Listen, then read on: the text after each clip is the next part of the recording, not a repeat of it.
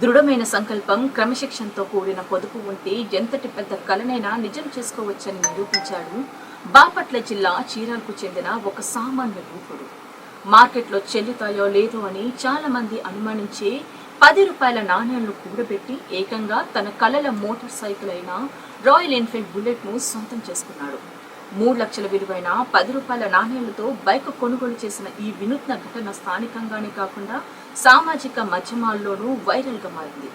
పాత చీరాల గ్రామానికి చెందిన రాఘవ్కు చిన్నప్పటి నుంచి రాయల్ ఎన్ఫీల్డ్ బైక్ కొనాలనేది పెద్ద కళ.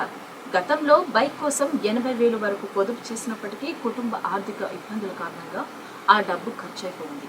అయినా నిరాశ చెందకుండా తను చేసే చేపల వ్యాపారం, మార్కెట్ కాంట్రాక్టుల ద్వారా వచ్చే ఆదాయం నుండి ప్రతిరోజు కేవలం 10 రూపాయల నాణ్యాలను మాత్రమే దాచడం ప్రారంభించాడు. ఈ వినూత్న ప్రయత్నానికి అతని తల్లి, భార్య పూర్తి మద్దతునిచ్చారు. వ్యాపారంలో కస్టమర్ ఇచ్చే ప్రతి 10 రూపాయల నాణ్యాన్ని ఎంతో భద్రంగా పక్కన పెడుతూ వచ్చారు.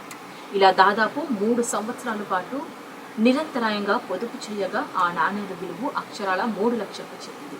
కలగన్న రాయల్ ఎన్ఫీల్డ్ బుల్లెట్ వాహనాన్ని కొనుక్కొని సాధించానన్న సంతృప్తితో సంతోషంగా ఉన్నాడు.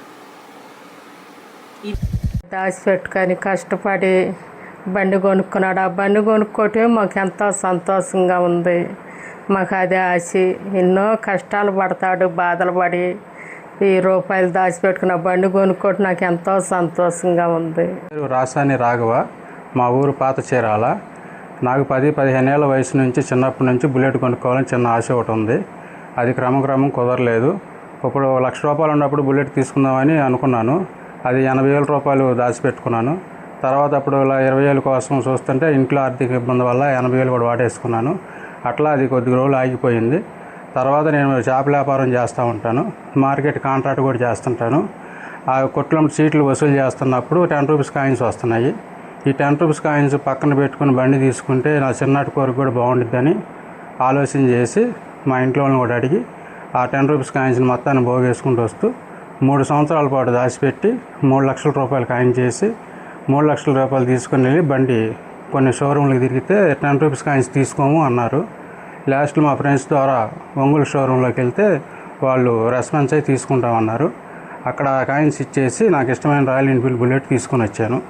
అది మా ఫ్రెండ్స్ సహకార్యం వల్ల జరిగింది. నాటి ఆశయాన్ని నెరవేర్చడానికి కూడా మా అమ్మగారు సపోర్ట్ చేస్తున్నారు. మా మిసెస్ గారు కూడా చాలా జాగ్రత్త చేసి వచ్చిన కాయిన్స్ అంతా దాచిపెట్టున్నారు. ఇవన్నీ కూడా మారవటానికి కొన్ని ఇబ్బందులు పడేటప్పుడు మా ఫ్రెండ్స్ కూడా నాకు తోడుగా ఉండి చేశారు. అందులో పఠాన్ రజాకు, గోపాలకృష్ణ, ధనరాజు, రమేష్ వీళ్ళందరూ కూడా సహకరించి ఉన్నారు.